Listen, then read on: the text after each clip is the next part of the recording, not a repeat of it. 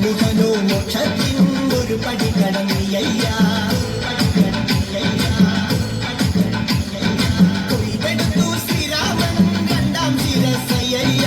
ദശമുഖനോ മോക്ഷത്തിൻ ഇരുപടി കടന്നിയ്യ.